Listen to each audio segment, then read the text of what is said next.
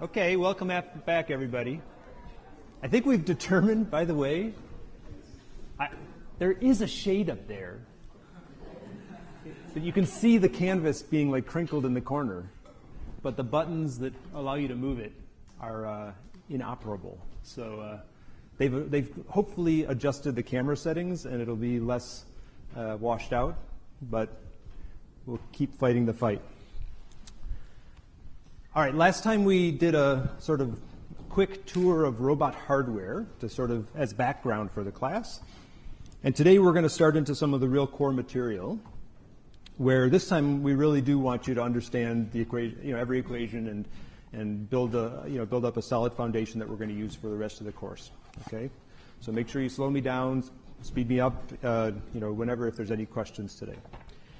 But I don't want to just drop in and start teaching you the approach until I motivate it with an example. So I told you the whole course is going to sort of unroll with making a robot do something very simple and then making the task harder and harder and trying to build up our capabilities. So for today, we're going to do just a basic pick and place. This is what we're going to achieve here. We've got a red brick in a bin, and we are collectively going to figure out how to program the robot to go pick up that brick and move it over to the other bin, okay? We're going to do one major cheat, which is the reason why I didn't bring the robot here to do it today, and in addition to the logistical hurdle that was. But we're going to assume that perception is given for today. We're going to assume that someone has told you exactly the location of the red brick in the world, and we're not going to rely on the process of getting that information from the cameras. Okay? But given that assumption of someone telling you exactly the ground truth initial position of the red brick and a target position and orientation of the red brick, we're going to be able to try to figure out all of the work we have to do to make the robot do that. Okay, and the sketch for how we're going to do that is like this. Okay? First, we're going to go through a bit of kinematics and spatial algebra. I think, so the polls, by the way, the survey in the first piece set, I love seeing the results of those. I read them carefully. I adjust what I'm doing here because of it. So it was very helpful for me to see that 27.4, I think, of you said you know kinematics, right? That helps me dial it in, right? But even those of you that know kinematics, you might still benefit from going through it the way we're going to go through it. I'm going to emphasize things a little bit differently than a standard robot kinematics sort of treatment. Really emphasizing the algebra and not the trigonometry. Okay? After we understand basic sort of kinematics, we're going to start by sort of pretending the robot isn't there and just thinking about where we want the hand to move over time. Okay? So we're going to come up with a sketch for the end effector of the robot, the gripper, okay? And we're going to just even imagine that the block gets picked up when we get there, okay? But we're just going to sort of hallucinate what we want the hand to do. And that's going to be a fairly easy thing to program once we have the language of kinematics and transforms and spatial algebra, okay? And trajectories. And then we're going to do the work to then convert the target end effector locations, trajectory, okay, into joint angles for the robot. And that's the kinematics problem. And we do that by thinking about a coordinate frame attached to the gripper. I'm going to say all these things again carefully. This is just the sketch for the lecture.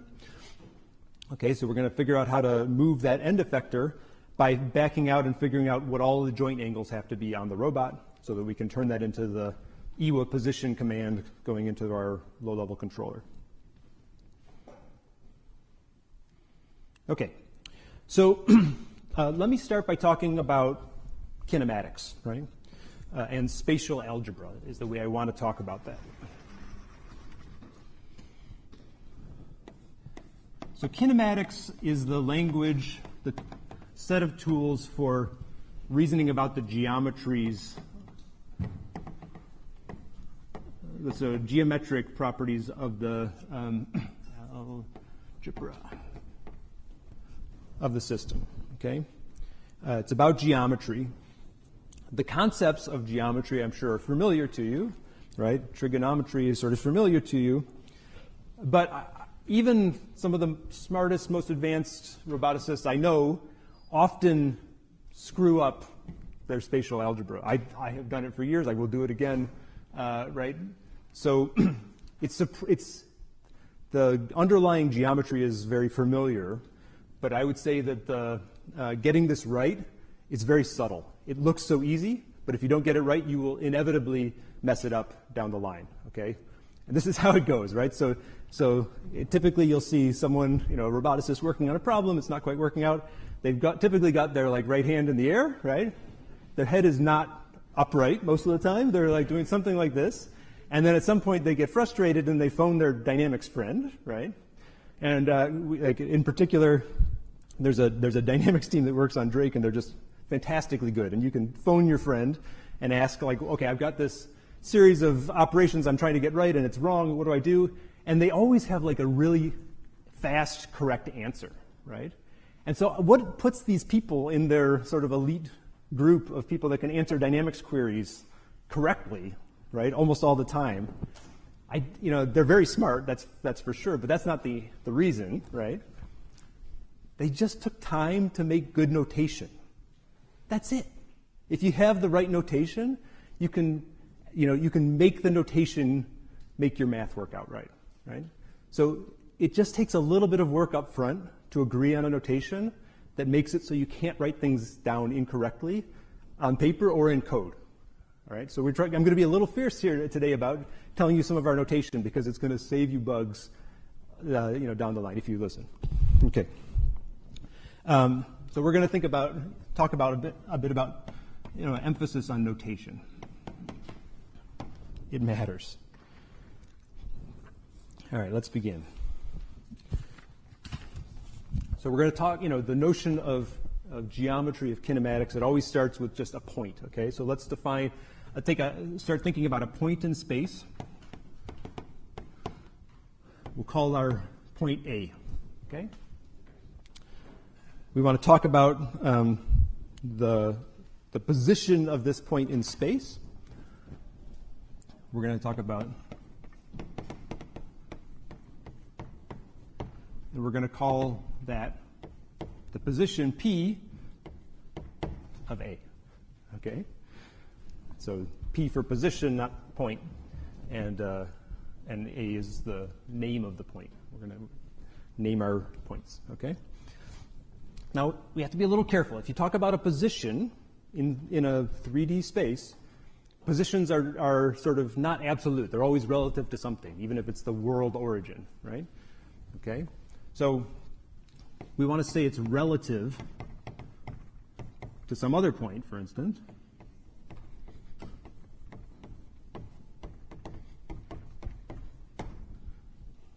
So we're going to write that as the position of A relative to B. And I'm going to use this weird superscript before the P. Okay? Everybody hates that. I hated it when we first saw it, but it's the way that you get things to work. Okay? But even that is still not quite enough, right? So if I'm saying that I've got a point B and a point A, then I've got a position, of A relative to B. That's describing the vector between them. But if I want to write that vector down in 3 numbers, I have to embed it in some coordinate system. How do I decide which the first number is going to be my x coordinate, let's say my y coordinate, my z coordinate, if it's going to be in 3D space. But I still need to define some coordinate system.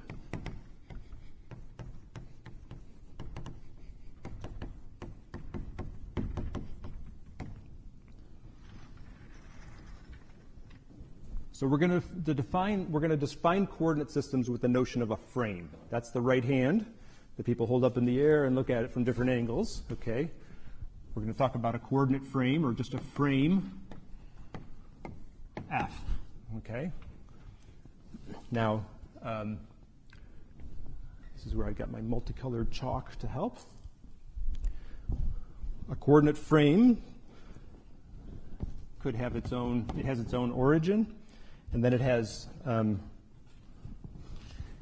x direction y direction. Get this x, y,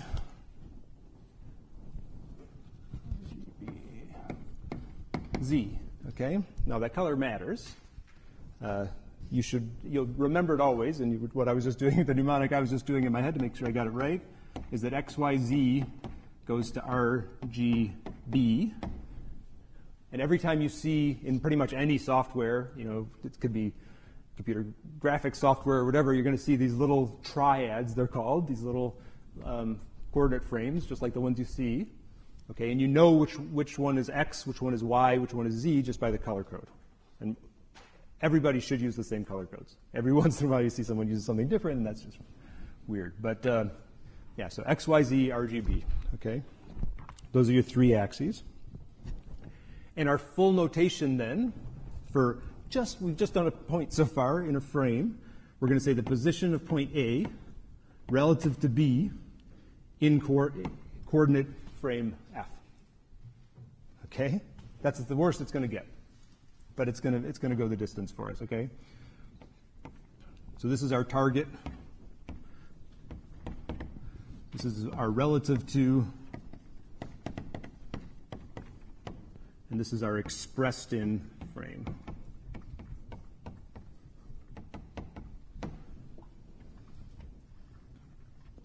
Okay, that's a subscript. Now, writing that all the time is good. It's explicit. A lot of times these things are, there's some common choices for these. So we do definitely have shorthand for it. So if I were to write PA of F, for instance, that is just shorthand for when this and this are the same.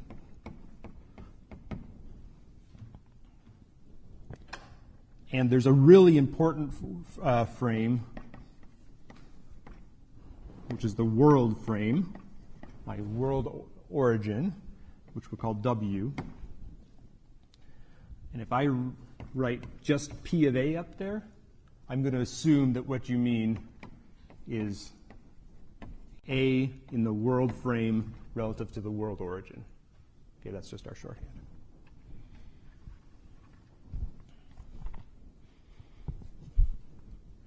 Okay, so we're going to have a few other really important frames today. We're going to use like G for our gripper frame, O for our object frame. This becomes a very nice vocabulary for starting to talk about these things. So just so you start thinking about the mechanics of these, right? So for instance, when does, well, let me do it in the other order here. Here's a little check yourself, okay? Let's say G is my gripper frame. By the way, you think about, if you see this now, this is just at the object frame here, O, okay? And I've got red is the x-axis, Y is the green axis, Z is the blue axis. This is commonly called, you can always use your right hand to do it. It's a right hand rule, okay? And it's a little weird. You have to remember that Y is going into the board, not out of the board, okay? That's called vehicle coordinates, right? It's used commonly in a lot of robotics, certainly in autonomous vehicles, for instance. If you're piloting an airplane, they do this. So don't, yeah, I guess you want to get that right. But for this class, you can always assume we're in vehicle coordinates, okay? There's pretty much two canonical choices out there. Okay, so now take a second and think about this. Which is a possible value for the position of the object, my red brick, relative to the gripper, using the notation we talked about? Yeah? Sorry, just to confirm, when you say PA on this side and F on this side, is it just the center of the frame that's like the point in that case? Good, yeah. So if I use a frame as my relative to, I'm talking about the origin of the frame. So in this relative, it's valid to put a whole frame in there, meaning the origin. Great. Everybody's good? People, I see some hands. Yeah, what's up? Is there benefit to decoupling the P and there is benefit for decoupling the B and the F. Yeah, you might have, I mean, even in the world frame, you might want the difference between two different points, right? The relative vector between two different points. That's used commonly. In fact, and the mechanics of operating them depends on having that ability to decouple it. Mm-hmm. Yeah. Okay, option B. Correct, right? Because G is implied, the expressed in frame, right? And so when you put your hand up like that and think about it, the object is along the y-axis here, right? So point 3's got to be the big one. And just to lock that in, if I were to put a W here now, right?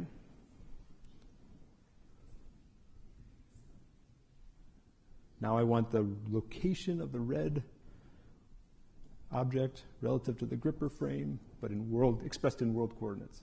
Yeah. Oh, the world. I'm sorry. The world is yes, that's right. Just assume it's right here. I forgot to say that. Thank you.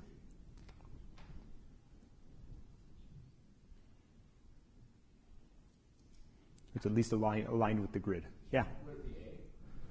You got an A. Yes. Okay. Now the fact that changed, with just that one change in notation, is going to be important, and you'll understand some of the properties, right? So you'll pretty quickly understand that, for instance, let's see, I got another example here. Yeah.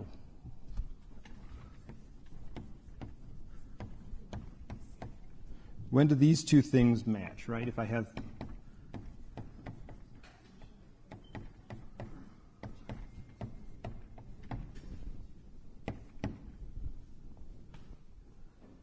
different expressed in frames, when are the positions the same? Yeah.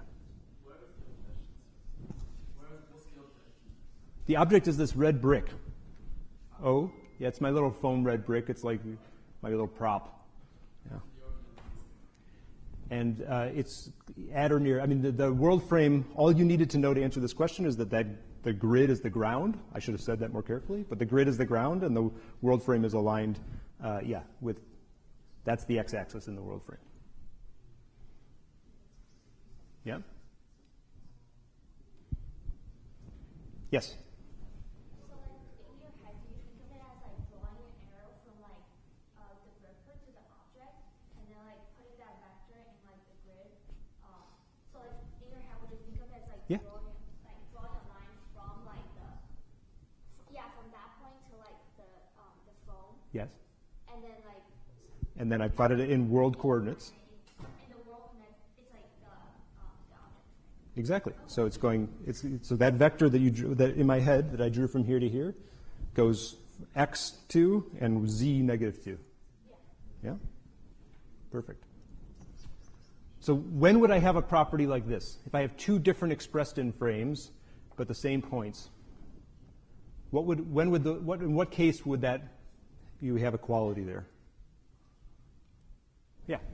When the ground location between C and D is like orthogonal to the vector between A and B. Okay, that's good. Yeah. I mean, certainly if there's no rotational difference between C and D, if they're just translations apart from it, then that's going to hold.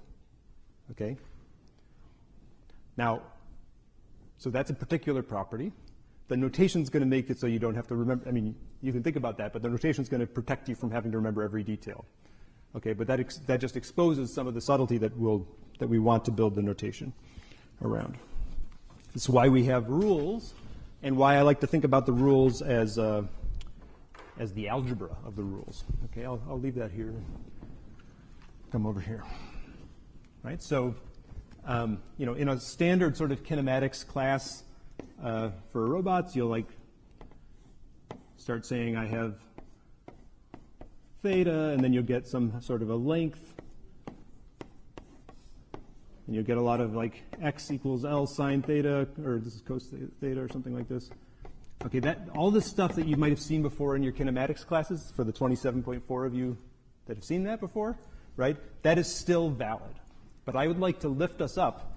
Instead of talking about the trigonometry, we're going to talk about a frame here, a frame here, a frame here. Okay, and we're going to use algebra to talk about how they can be combined, how you go back and forth between them. When the computer goes to do that algebra for you, it will compute sines and cosines and everything like that. But we're going to just stay at the algebra level for now. Okay? So here's the basics of the algebra, the spatial algebra.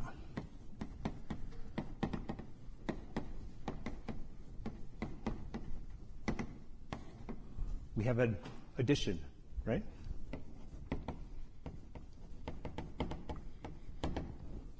If I want to add the two positions together, two relative positions together, I can do that.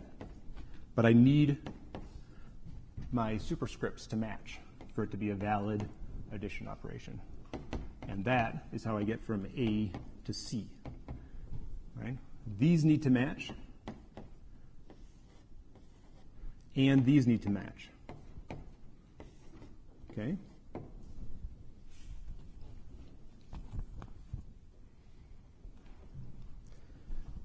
There's an additive inverse.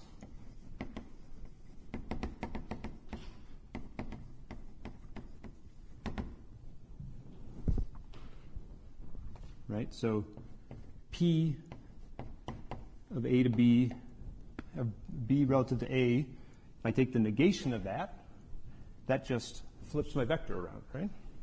That just points the vector in the other direction.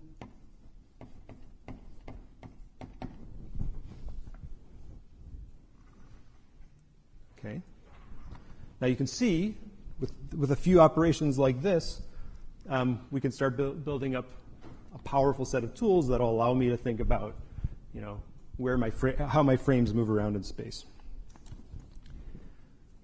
But so far we've only talked about positions and translations.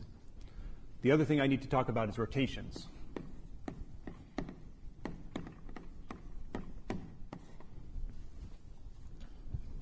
And again, there's a lot to dig into on rotations, especially 3D rotations.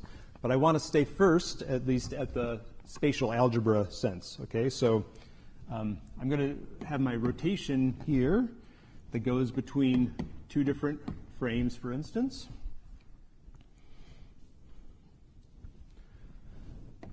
This is again my relative to and my target frame here.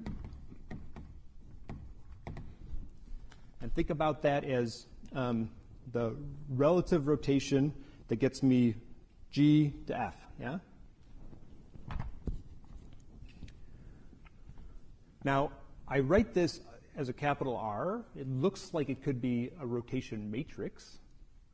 It's not wrong to think about it like that. But there's actually many ways to represent rotations on the computer or on your pad and paper, okay? And I'm not assuming that it's a rotation matrix here. This is just an abstract concept of a rotation.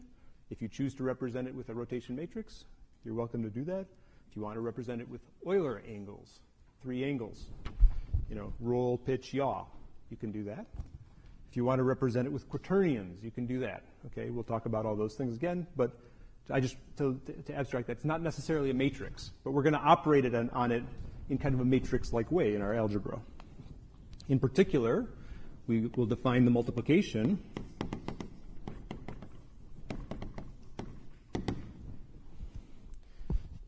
if I want to take a point that's expressed in one frame and express it in a different frame, it's the rotation matrix that tells me how to do that.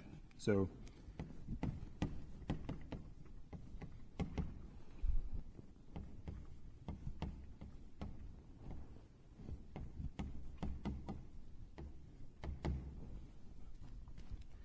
right, so this is back to your question, right? So if I want to change my expressed in frame and leave the other ones the same, then I need to take it's the rotation operators that operate on these expressed in frames.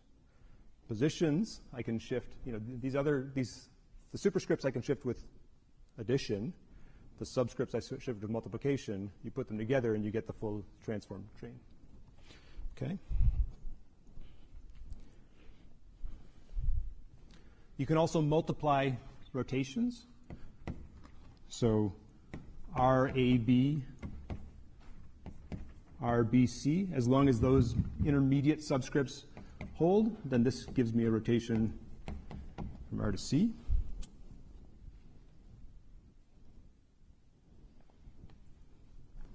And there's a multiplicative inverse. Multiplicative inverse.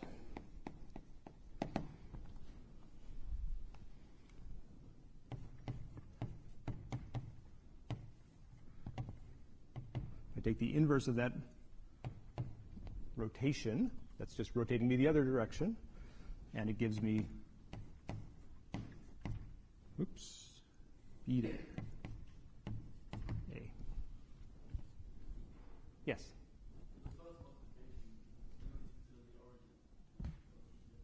That's great. So that's a key idea, is that you can change the expressed in frame and the origin doesn't matter. Yeah?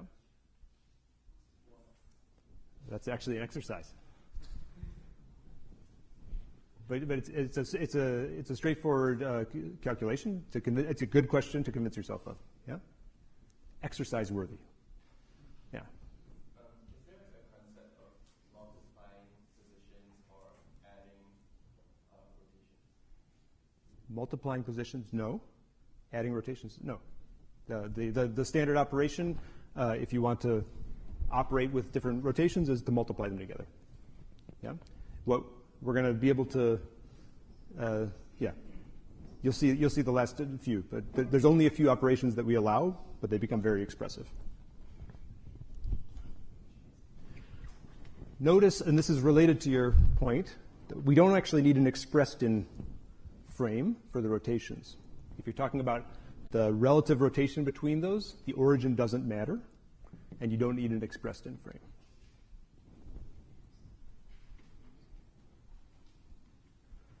Okay? Now, yeah, the interesting stuff is when you have to put them together and do both. Okay? And that's where you get a full transformation of coordinates, a coordinate transform. Is that a question or a stretch? Stretch. Yeah. That's good. Well, I mean, it's not. You're good to stretch. I welcome the stretch, but I'm sorry your arm is numb. Yes?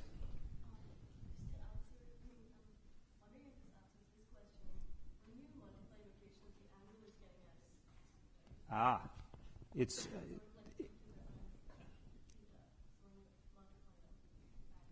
that's a great point. So yeah, so the interpretation. So certainly in one degree of freedom, if you were to rotate along one axis and then rotate again with a multiplication of our rotations, that would be like adding the angles.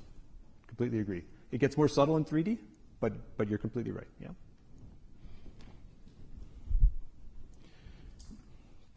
Okay, so a transform, coordinate transform is what we call it, is going to be a rotation plus a translation put together. And we're going to use capital X for that. This is a rotation and a translation.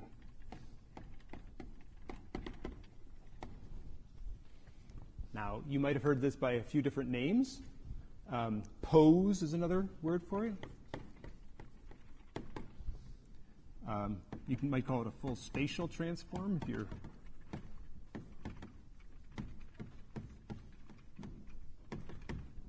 These are, well, they're not quite synonyms. Technically, pose is a noun, and transform is a verb. So it's okay that we have both, I guess, and they could be used correctly in a sentence in that sense. The object in Drake in code that we use to talk about this is the rigid transform.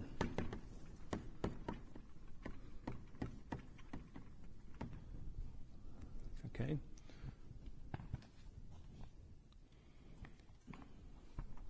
There's a multiplication for transforms.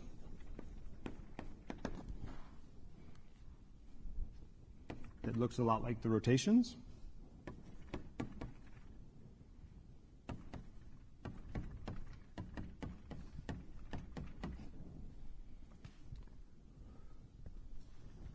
And there's a multiplicative inverse.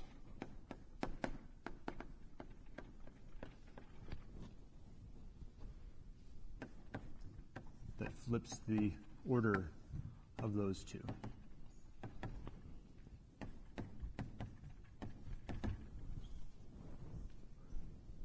Yes? I'm sorry, say it louder. Why do we choose it to be a multiplication? Yeah, it's really, I think, to keep things familiar. All the operations are going to feel, I mean, we could have chosen anything, right? We could define our algebra any way, but the way you're going to operate on these things, I think, is most similar to what you think about with like linear algebra, multiplication, and stuff like that. I think that'll keep your, I mean, even just the notion of an inverse and stuff like this, when do you want to use a minus sign, when do you want to call that inverse? I think it's the most consistent with our wiring.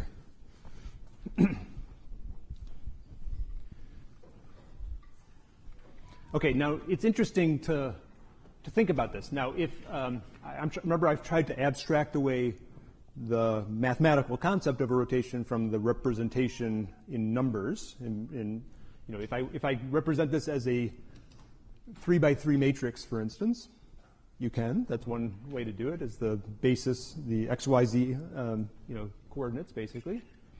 Then this inverse is actually just the matrix inverse. So that's another answer for you here, right? Is that it's going to operate in many cases like a matrix. It happens that if you were to do a similar kind of, you know, representation of this, then typically these are represented with 3x4 matrices, because that's what graphics processors and even CPUs these days can eat up and chew out, you know, chew whatever. They can chew and spit out very well. They can crank lots of these. But then the inverse here, the inverse of this is not just a matrix inverse, even though there's a matrix representation of those things. It's slightly more, it's not hard. It's, again, computationally optimized, you know, but it's not quite a matrix inverse here. We've defined an abstraction here that is independent of the matrix representation. Okay, and the code will take care of that if you operate them on like matrices. Okay, the most important thing here then is that I'll put it right here, is that this pose helps us move points around in different frames. It combines the operations of translation and rotation. So in particular, we have to get the subscripts and superscripts right to get it completely right here.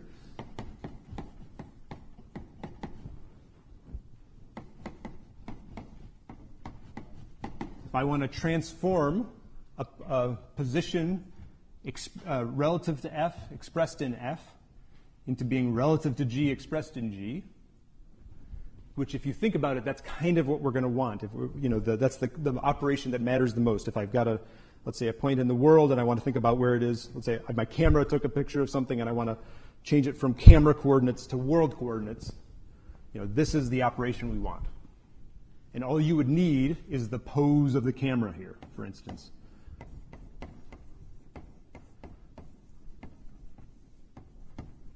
Which I could maybe write as XWC, the camera in the world frame. And that would allow me to take points that were measured by a camera and project them into world coordinates. Okay? And when I do define this multiplication of a transform times a position, then you could also break that down, and it's two steps. It's the addition and the rotation that are held inside that transform, with the subscripts implied. That's my shorthand. Okay, so this transform collects the operations of position and rotation. Now, I promise, like, you'll start writing code, and you'll twist around saying, should I add the orientation, the position of the frame first and then multiply, or should I multiply or whatever? This notation can save you if you choose.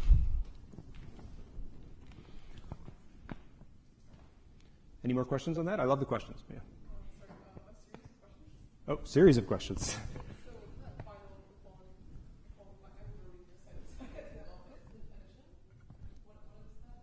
I'm adding the position, and I'm multiplying the rotation times this other position. And this is to rotate and shift? Yes, that's to take the total transform from frame F to frame G. If I want to take this thing that's expressed in and relative to f and put it as expressed in and relative to g, then I do this, which is just a short, I mean, in some ways it's a shorthand for doing this. Oh, because X is a transform. Okay. Yeah, a transform that contains both the position and the rotation. I see. The other question is regarding that top thing with this is the rotation, so this is G on F. On the top G and then R and then F. In this case, F and G, if we're talking about rotations, F and G are always frames, not points. Correct, they're frames. I see. And then on the board right below that, what is it depend on AXB? In this case, are A and B strictly always frames or can they be points? They're frames, because points don't have orientation, right? Yeah, no, these are all good things to check. And when I wrote the notes, I thought about it. I tried to think about every one of them and be explicit about that. These are all written up carefully in the notes. But yeah, pretty sure I answered those right. Yeah. There's I forget what it was. There's one of them that you would think you could use a point, but it doesn't. It just never occurs in practice. So we don't even include it in our notation. But everything we've said is consistent. Okay. Good. So we have a basic language now of thinking about how to operate on transforms. We need to take points and move them around between different coordinate frames. This is our language, okay? And the way we get it right, it's also, this language is also going to extend into velocities, for instance, even accelerations, forces, right? The same tools go all the way up through the dynamics level. We've only talked about positions so far.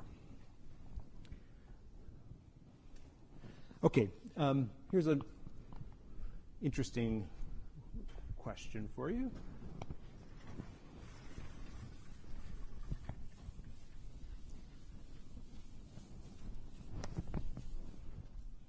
When I call, I'm going to reference the problems that you just finished here and some of the questions here. When I call plant, let's say get positions, okay? Some of you thought a lot about that, of the context and the EWA. Then what do I get out? This isn't a Drake question, this is a real question, but I'm just using the notation to connect to yesterday. What does this thing return? A vector of joint positions. And how big was that vector? It's 7 most of the time. It happens in the p-set problem, I think we used the planar one, so it was 3. Right, so we have, in the full 3D, EWA has 7 degrees of freedom. In the plane, we locked a bunch of them out, so there's only 3. Okay, so this returns a 7 by 1 vector. What do you think you would get if you called get positions of the same context? These are the plant contexts, right? The plant context for the foam brick. I'll just write brick. What do you think you get out if you call that?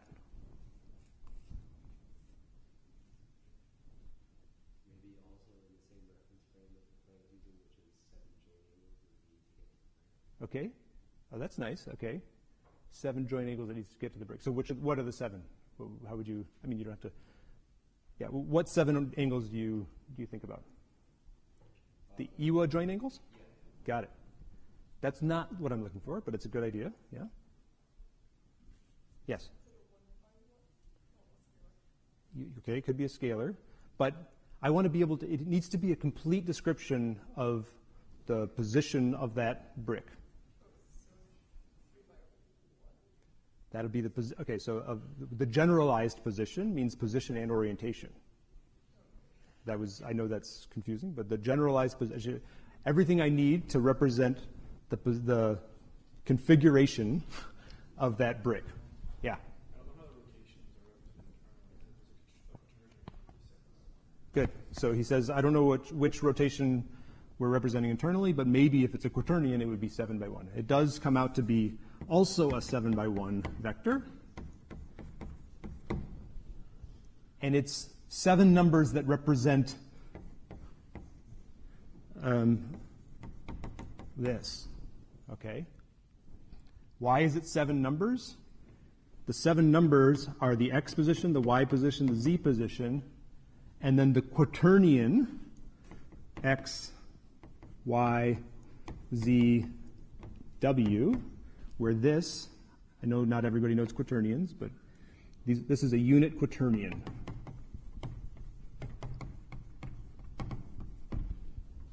So the magnitude of Q is 1, that's why it's unit. There's an extra constraint on that. My point is not to teach you everything about quaternions. My point is that in robotics, there are many ways to represent 3D rotation. And even when you run like a single simulation, you will go back and forth between them often. And we try to make that easy. So you can, if you have a rigid transform, you can extract its rotation. You can flip it to a quaternion representation, to a 3 angles, roll, pitch, yaw representation. You can treat it as a matrix. Each of those are particularly well suited for particular operations. If you want to throw it on the GPU and compute series of transforms, then you want the matrix representation, and those become matrix multiplies that are heavily optimized. Okay? There are other operations where if you want it to represent it in a vector, if you took your rotation and took the 9 numbers and put it in a vector, then you're carrying around more numbers than you need. It's not an efficient representation. You would think you only need 3 numbers, the roll, pitch, yaw. But the roll, pitch, yaw, I won't go into great detail, but it has singularities, right? So you can get yourself into problems if you only use roll, pitch, yaw. It's not actually a complete representation of orientation in 3D space. There's something called gimbal lock, right? And robots don't like that. So we carry around 4 numbers in our configuration, in our sort of minimal vector representation of an orientation. And we carry around 1 extra constraint. And that's the way we get around the singularities. Yeah? Sorry, did you? Is the 7 by 1 vector in world frame? Good, yep. So in the context, it actually, because this is a floating base, it only exists in world frame. That's true. So is there like a frame, or is there like a grid frame? Yep, that'll be super clear in a few pictures, I think. Yeah, I hope. Call me on it if it's not. Nice. Okay, so we're building up the tools and just many different representations of orientation. It's interesting, actually. Everything is beautiful and clean in 2 dimensions, right? If you want to do rotations in 2D, you can represent it with a single number or an angle. You know, everything works beautifully. When you get to 3D, everything's worse, right? Like, there's all these weird quirks about representing orientations in 3D. We have, highly optimized tools to deal with it, but it's slightly unsatisfying that there's not like one right answer for all of these. When we get to spatial velocities, angular velocity, things collapse, and actually there is a one right representation. But orientation is bad. It's ugly. Okay, so now that we have our algebra, we're going to program a robot. And I told you the way we're going to program the robot to start is by making a series of keyframes, really. I'm going to start by, the world was perceived by an oracle, okay, right? So someone like the Oracle of Delphi says, oh, your object is at XWO, right? Someone told me XWO. When I say oracular or an oracle, it's a weird, the etymology of that sort of is weird, but we often say like, oh, if someone magically gave you the right answer, we call that the oracle or the oracular perception. Okay, in this case, I'm going to say the object, which I'll just use as O, the object frame, or the object pose, or the object frame, which I'm going to describe in numbers with a transform or a pose here in the world coordinates. Someone told me where the red brick is, and they told me by giving me this. Okay, and now my job is to come up with a series of hand. I want to figure out what xg of w is at many different times. That's the next step of our operation. Okay, so actually there's going to be many different frames we're going to think about. Let's take, I'm going to even call this like the object's initial. That says initial there. And I want to have like a target or a final object frame. So where I want to set it down. I guess I called it goal in my notes, and if I don't make them match, then I will do the wrong thing in 10 minutes. Okay, and then I need to start designing the gripper keyframes. So I'll make maybe I have an initial gripper, right? When the robot woke up, the robot is in some particular initial gripper location. The object is in some initial that I've been told about. And then I want to make, I figure out where the gripper needs to be when I pick the object, where it should be when I place the object. And actually there's a subtlety, right? Because we don't want to knock the object over when we're coming in to pick it up. So we typically make a pre-pick location. So we first actually just drive the robot simply just above the object. We'll call that pre-pick. And then we'll go down, we'll close our hand, we'll go back up to pre-pick, and then go over to pre-place. Yeah? Is that good? I sound silly saying it, but I think you know what I mean. Pre-pick, G, pre-place, and then maybe the G final, right? I'll go to some final position. Right, so these are the frames abstractly, and we're going to represent them by giving them transforms for each of those. First in the world coordinates. And we'll design a set of keyframes that do that. By the way, all that algebra stuff is right in the notes, and you can highlight on it, right, and change my lectures, right, and all the rules are there, and careful, and the inverse, and all that stuff's there. Okay, so this is roughly what we're trying to do now, is come up with this imagined hand moving through the air trajectory that goes from object initial to object goal. Okay, and we're going to ignore the dynamics of actually picking it up. We're just going to hallucinate. If I were to do this, what's it going to do? It's very funny, actually. I made this list, I typed in the code to make the example, and I had forgotten an important detail. There's one more frame that I think you need. It seems pretty important. It'll come up in a second here.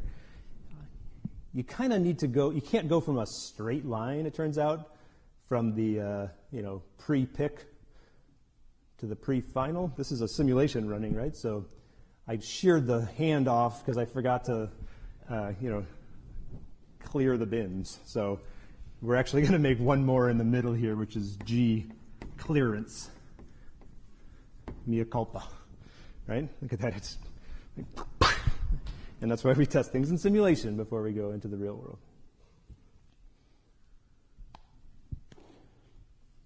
Okay, so the language that we have now makes it actually relatively easy. I mean, it's a little verbose because there's a lot of frames, but every individual line is actually very simple, okay? To make if someone just tells me the initial gripper, the initial object, then I can go on through.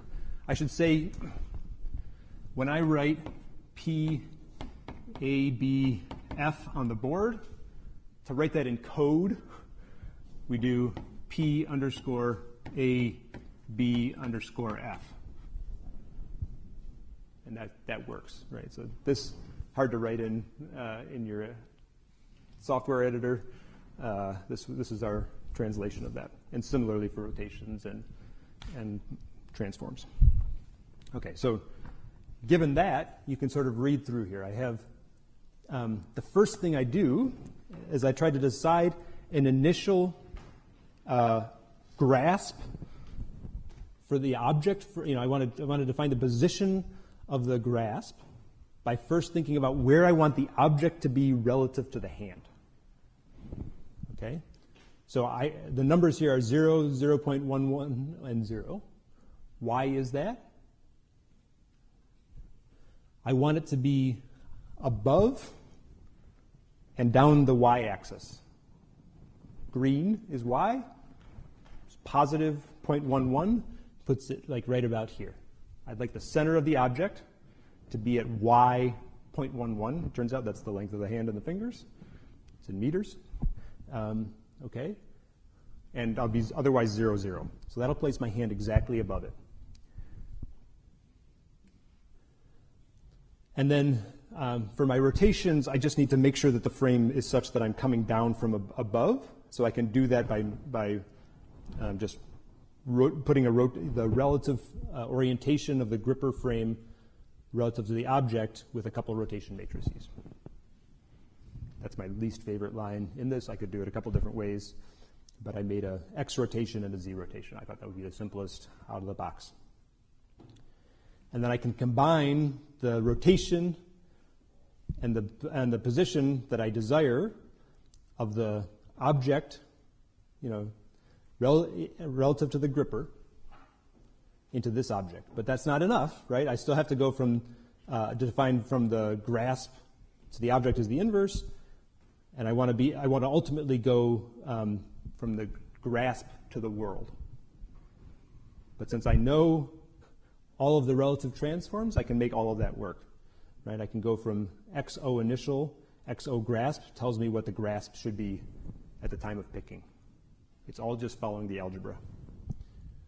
It was interesting to, we asked separately, do you know Python, which most of you said yes, and we asked if you know NumPy, and less of you said yes. This is multiplication, matrix multiplication in NumPy, the little add around symbol, right? Don't shoot the messenger, right? That's not my favorite, but that's just a matrix multiplication. So the NumPy abstraction is provided here on transforms. And behind the scenes, it's doing what it needs to do with whatever rotation representation you've done in order to make that math we just did work. Okay? And with a relatively simple cascade of transforms, we can come up with a list of grippers in the world frame. And I just did it in a little dictionary here that goes through and names all of them.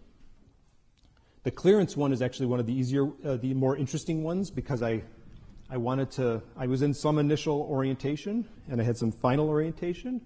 And so to be somewhere in half orientation between there, I had to do a little bit of orientation math to decide what the half angle was in a general way. And that was easiest to switch to yet another representation of orientations, which is the axis angle representation. And then there you just flip to axis angle, you divide the angle in two, and you flip back, and you're good. Right? So all of these are good at different pieces of the stack. So that gives us our keyframes, and then we have to somehow decide the timing. Right? So we need to go from just keyframes to the timing.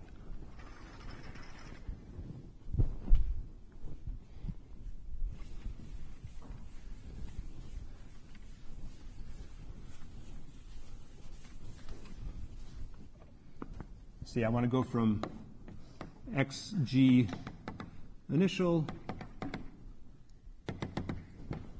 XG pre-pick to just some trajectory that I'm going to execute on the robot, which is the gripper in the world frame as a function of time. Right? So somehow I need to embed those in time. So maybe at time 0, I'm at xg initial, and at different times, I'm going to be at xg pre-pick, and so on. But in order to move the robot, I need to define how I get between the two. Right? So the language we use for these is the language of trajectories. So I'm going to make a pose trajectory. Okay? And it's interesting now, we have to think, in order to do this, we have to think about what's the right way to interpolate between poses, between transforms. Okay? So for positions, it's perfectly reasonable to just do sort of a straight line interpolation. That would be like, if people know the term first order hold, that would be from sort of filtering or something like that, you could call it a first order hold. But for positions, P of G at time 0 to PG, say at time 1, linear interpolation is fine.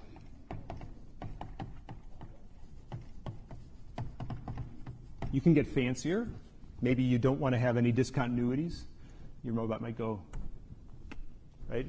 If you do that, maybe you want to smooth those out so you could have a smoother interpolation, like a cubic spline would be something people would do.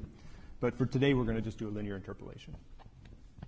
Okay, so I just define the time of this, time initial, time pre-pick, and then I just take a linear combination of those two indexed by time.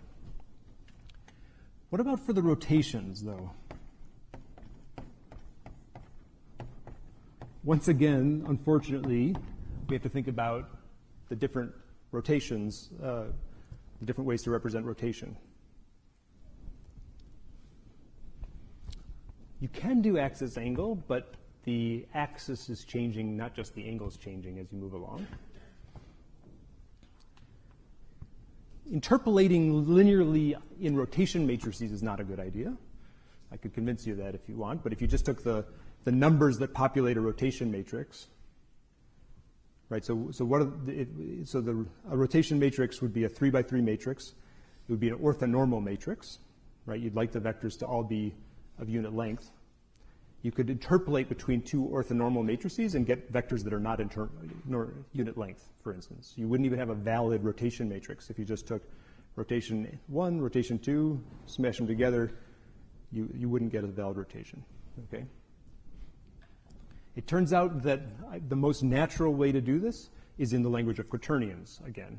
So of our many rotation representations, quaternions tends to be a winner here. And basically, you take it's almost to say a straight line in quaternions is the right thing. But quaternions have to be unit norm, just like the rotation matrices do. So you have to do an interpolation on the unit, on the sphere, basically, okay? So that's all good. It's called spherical linear interpolation.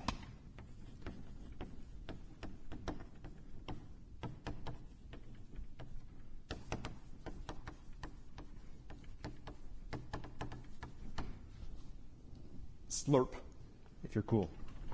Slurp. Spherical linear, take some liberties, interpolation. Yeah? Okay. And the code will do this for you, right? All you have to know is that don't call linear interpolate on quaternions, you'd be unhappy. Call slurp on the quaternions, okay? Now this matters a lot, actually. A lot of people have thought now about pose estimation with deep networks, for instance, right? So you're trying to train a neural network, let's say, to output poses. If you don't get these details right, you might get zero training error on this pose, zero training error on this pose, but when the network goes to interpolate, you're going to have the same problems, right? So the representation you use for your output layer in a neural network that's trying to estimate pose matters, right? And it's the same, all the same details we're doing here, okay? This just happens to be our interpolation across time, but for years people would, my neural network's not learning poses, and it's just, well, you asked it to learn something it sort of couldn't learn, and then the field figured out the right ways to ask it. Okay. Is that clear? So it turns out that we try to make all this stuff easy in code. There's a various different trajectories that you can use. Piecewise quaternion slurp, right? For instance. and a piecewise pose, which just takes the linear interpolation plus the quaternion slope interpolation. And it takes the whole pose. So a piecewise pose will take a pose at this time, a pose at this time, a pose at this time, a pose at this time, and give you a nice smooth linear interpolation as appropriate with the rotations. Okay? And that gets us our imagined trajectory. A lot of tools, but hopefully it's okay. All right, so that was step 2. Step 1 was just understanding these notion of frames. Step 2 was making the sketch. Step 3 is connecting the gripper into back to joint angles. Okay? And so luckily, forward kinematics is a pretty simple thing given all the spatial algebra.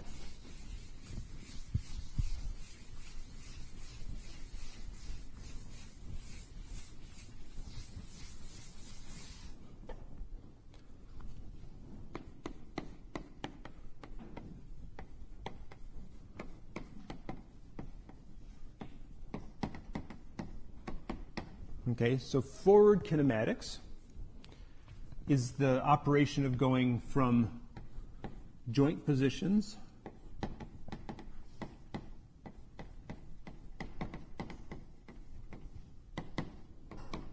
most of the time for most of our robots I could just say joint angles. It's mostly angles, but you could have a prismatic joint or a linear joint on your robot, right? And so it's more generally joint positions. You can have a couple different, you can have helical joints and all kinds of weird things on robots, right? You go from joint positions to poses.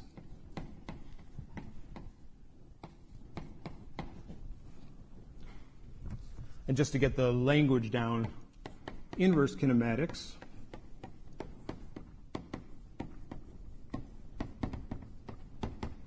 is from poses to joint positions.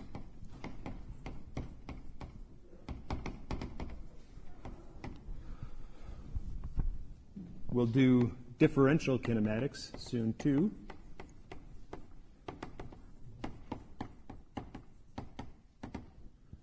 Which goes from, which is going to be basically the derivative of this map. So it's going to be from joint velocities to 3D spatial velocities.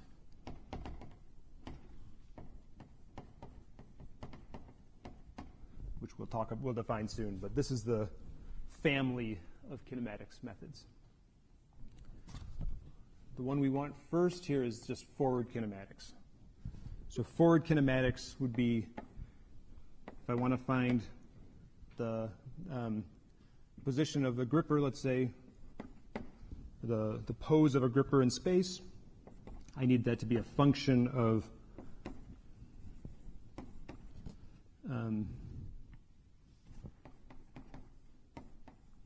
the joint angles, the joint positions here. This is the forward kinematics function.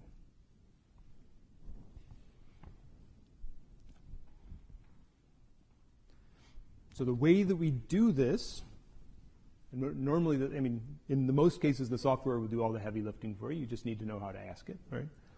Okay. It depends on how we represent positions, our choice of poses, but mostly it's the picture you already suspect here, where I've got a kinematic frame at my gripper. Step 1 is to go to the kinematic frame in my second to last link using my spatial algebra, and then do it to my third from last link, my fourth, until you get all the way back to the world. And you just recursively apply the spatial algebra, and it goes, it'll do the work for you. The only interesting thing is that the relative frame between any two bodies, when you have a joint in the middle, depends partly on Q. Okay, so you'll get, for instance, from body 1, let's say, from body 1 to body 2 relies on first saying from the body frame, where is the joint, then figuring out what is the transform as a function of the joint angle, and then from that joint to the parent frame. So there's 3 transforms that will take you from your one link to the parent link. Okay? So this would typically be, if I got to go from body 1 to body 2, then it's going to be composed of from the, let me call it actually the parent and the child. How about that? From the parent to the child. Then I'm going to go from the parent to the parent joint. And then I'm going to, let's say it's Q7 first. This is my joint from parent joint to child joint. And then from child joint to child frame. And every one of those relative transforms is made up of a composition through our spatial algebra of those transforms. Yes? So that's my 7th joint angle on the robot. But the point is really that it's just one number for a revolute joint here that defines the rotation matrix, if you will, that's inside here. If it's a revolute joint, it's going to change the angles. Right? Now, this is not an artificial construction. It's everywhere in robotics. You may realize it, right? But right in the robot description files, if you look at the way things are defined, you define first a link, like EWA link 1. You say its pose, its inertial pose, where is its center of mass and its moment of inertia. But then you also say, what's the joint? You give the position of the joint as a relative pose. Right? This is not my format. This is the standard format. You say, what's the child? What's the parent? Okay? And the fact that it's revolute lets you know what this operation has to be as a function of that one angle. Okay, so it's just a matter of composing these transforms together, and the order of those transforms and the values in those transforms are completely described in our robot description formats. The EWA is kind of a boring one because you're really just going from the tip back to the base. The Allegro hand is a slightly more interesting, right? A hand here, right? So if you plot the kinematic tree, if you just plot the parent-child relationship straight from the URDF that describes the robot description file that describes the hand, right? You'll see that there's a root, like the palm of the hand, and then each of those fingers has a revolute joint that connects to the hand, and then there's another joint that connects to that, and another joint that connects to that. These are all revolute. So if I have a red ball, maybe an apple, that's an apple? Yeah, an apple relative to the tip of my fingers. I want to figure out where it is where the tip of the hand. Then I just apply the transforms up the tree. Okay? And similarly, if I need to figure out what these two are, I can go up and back down. Typically, there's a lot of very clever caching that happens, so you can ask questions of the kinematics many, many times, and it just computes the tree once and then makes it fast to ask as many questions of the kinematics as you want. Sorry, I saw a few hands. Yep. Could there be multiple solutions for the EWA robot if you have to program one position and use different arm configurations? Awesome. So that's a great question. Are there multiple solutions? So the map from joint positions to poses is unique. If you tell me what the joint angles are, the robot really is in that position, and the end effector is in a known position. That is a one-way mapping that's unique. If you ask me to put it in a pose, how do I get the joint positions? There could be multiple joint positions that give me the same. So in general, the inverse kinematics problem is harder than the forward kinematics. It turns out that the differential kinematics is also it's a little bit easier to think about. So we're going to do a lot of the work for for that demo, actually we're going to avoid solving the inverse kinematics problem. We're going to solve those two problems first. Yeah. You can ask again, yeah. For this case, though, I don't see as much how for kinematics would be useful in manipulation, but it seems like you usually want to have the group be somewhere and then find the position for the robot to achieve that. You're right on. So the follow-up question was, why is that useful? Why is forward kinematics useful, right? Absolutely we need to solve a version of this, but it turns out that the differential kinematics version is going to be the best solution for this first version. And so basically, when the robot wakes up, I have a cue. I'm going to figure out where the end effector is now, and then if I want to move the hand in a particular trajectory, it's easier to figure out differentially how I should move my joints to follow a trajectory than to answer the question of, if I'm here, I want you to be over here, from scratch, decide how to be there. It's actually easier to have a fully defined trajectory that takes you there because you can use the Jacobians of the kinematics, and we're going to see that.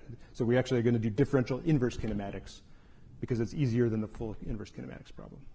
Great question. Yes?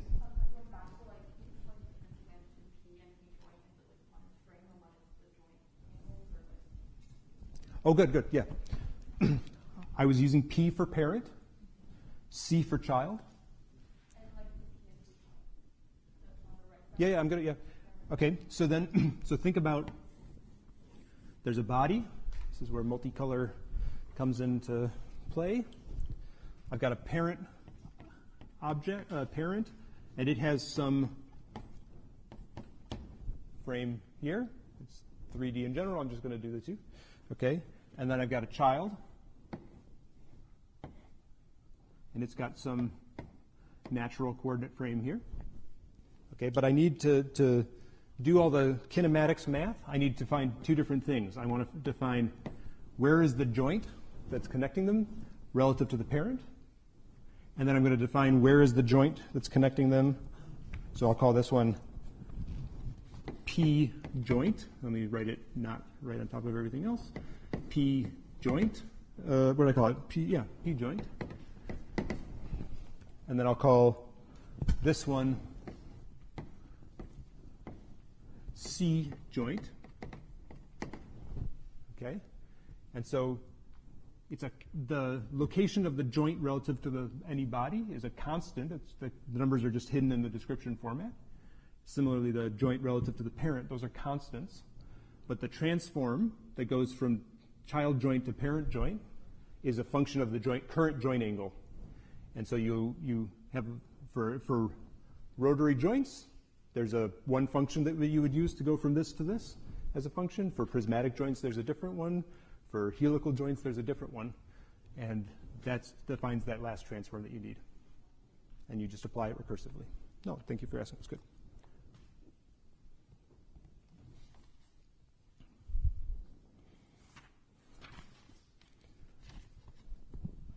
Okay, so when you want to call the kinematics engine in code, you can ask a multi-body plant, right?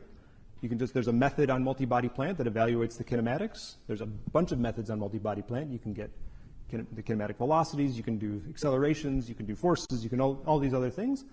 The one that is exactly what we're talking about today, that computes exactly those series of transforms for you, is with proper optimizations behind the scenes, so you can call this as much as you want and everything like that, is eval body pose in world, right? Pretty clear. And the code says I'm going to give you XWB for a body B in world, and you'll see that notation, the monogram notation.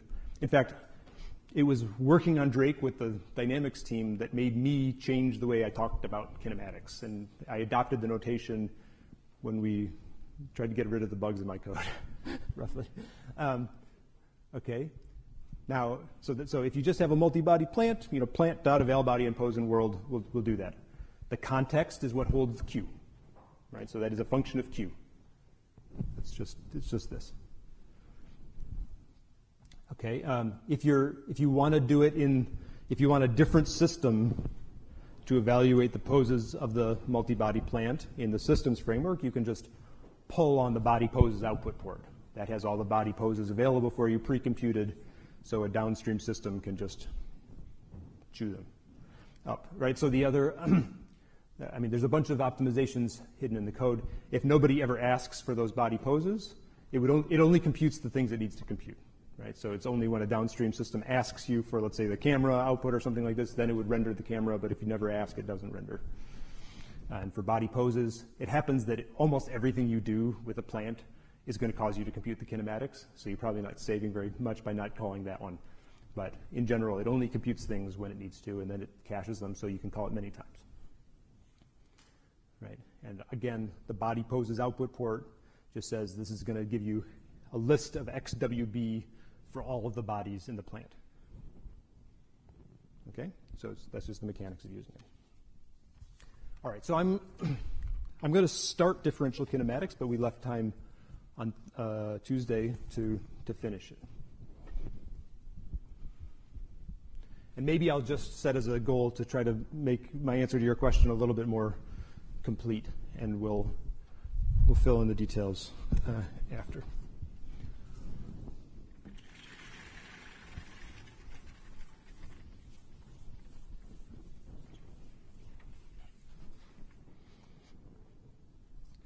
So let's think about differential kinematics.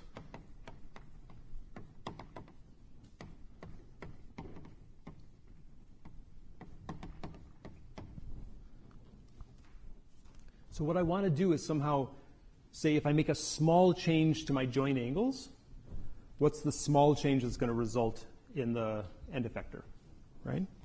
So let me use sort of this variational sort of notation here. I want to say what's a delta in xb as a function of a small change in q.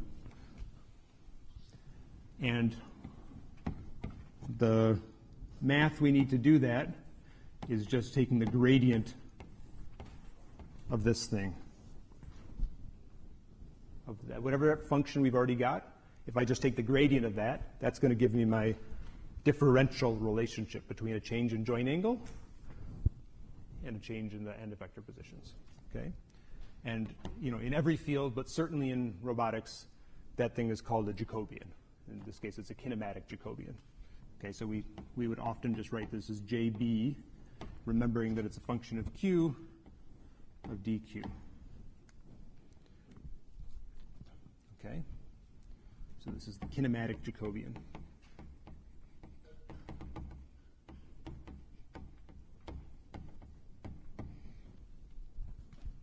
Now, your question about invertibility was good. So this is still going the good way. Given a change in velocities, I can tell you what a change in pose is with no problems. And then what you're going to see is that the inverse of this may not exist, which is because there could be multiple solutions. If there's a manifold of solutions that could give me the same end effector, then the inverse operation could be ill-posed. Okay? The interesting question, so we know how to represent, I think it's reasonable if Q is a 7x1 vector, joint angles, let's say, then dq, if I want to say joint velocities, I'll put it in units of time in a second, it's sort of reasonable to just say I'm going to take the 7 numbers and talk about the rotational velocity of each of my joints, right? So we'll call that q dot, or you'll see it written as v sometimes, which is the joint, a 7x1 joint velocities.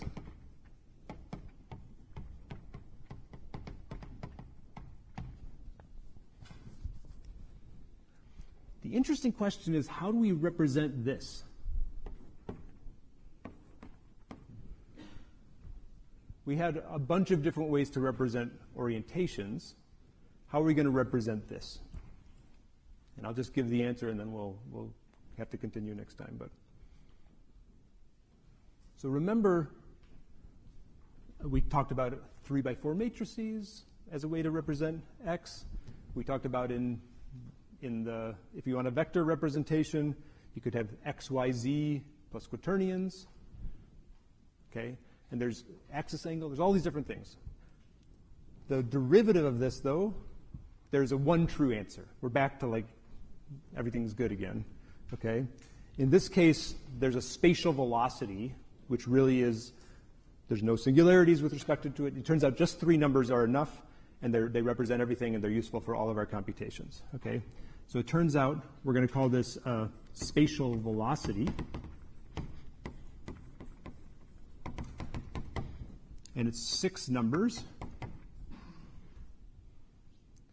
which is going to be x dot, y dot, z dot, and then three angular velocities.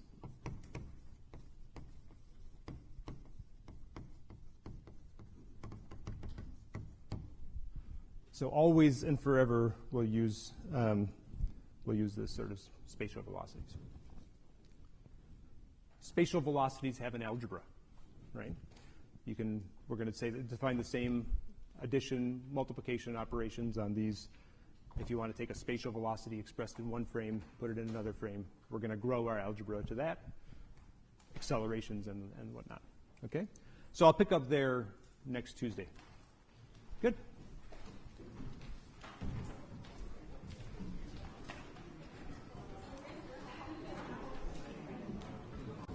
Yep. The plant, like context versus like station context. Good. Yep. Like the plant context, like the plant is like the world frame. Good. So we have. I made the point last time that the simulation is more than the physics engine, right? So when you have a whole diagram, one of the pieces of the diagram is the multi-body plant. There's also the scene. Yep. Plant is like the robot. Is it like the? It's the physics engine. So Yeah, I probably not quite understand. yeah, that's fine. That's fine. So the only reason I want to make that distinction is because, like, the controller also has a model of the robot in it. There's multiple places where you might want to have a model of the robot in it, okay? And they all might have some state. So you have a context for the whole diagram. If you want to get the plant context, is just the context for that. It's just, to position. It's just time, state, and input. Of the plant, of the multi-body plant, yep, of the physical simulation of the robot. Okay, and then like the station context is like. That will be the one that contains the context of all of the sub-diagram, the pieces of the diagram. Okay, so plant context is part of station context. It is, yep.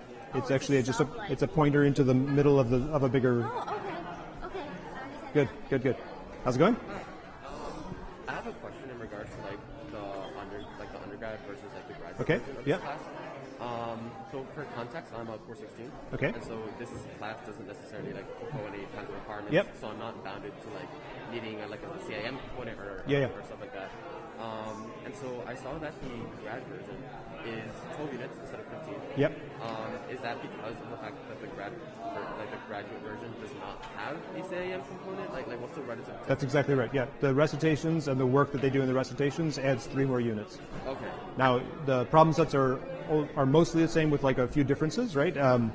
So like this week, there's one more problem on the graduate. It's not always going to be more. I mean, because they're both meant to be 12 units, but we are aiming for a little bit more maturity, so we should be able to do the same work, that work in 12 hours, and our survey questions sort of keep us honest about that, and we can scale it back and forth. So it's designed. I mean, I think the biggest thing you lose is like the super project aspect of it and the Friday recitations. So what's this aspect of the super project? Just the communications staff, talks you through the rhetorical argument of your project, like set it up, how you're going to make it, what is the thing you're trying to prove or disprove. They're going to like help you with your project proposal, help you with the right, and so and use it as an excuse to teach you how to communicate, right, and then help you make a really good project. Okay. The technical part of the project is the same in both. Okay, and then I guess like as a follow-up question to that, for the for the undergraduate one, is it still the same, or like we can work with like 1 or 2 students? Yep. And what kind of difference in expectation is there for like quantity of the product developed? It's not about quantity, but I think just we expect a little bit. The emphasis on the project in the graduate is more on the technical. Okay. Yeah, and I try to say this carefully on the website. So read the words and make sure you're happy with those words. Yeah. Okay. Thank you. Cool. Appreciate it. How's it going? I was just wondering, I know, like, I'm not sure if you're going to explain this in future lectures, Yeah. but you showed, like, the link structure for the kinematic, Yep. like, the kinematic structure of Drake. I'm just wondering if the dynamic structure is similar to that, and if that, like, Yep. inhibits some models that you can use, like, in Drake, like, for example, if you had, like, two rotors at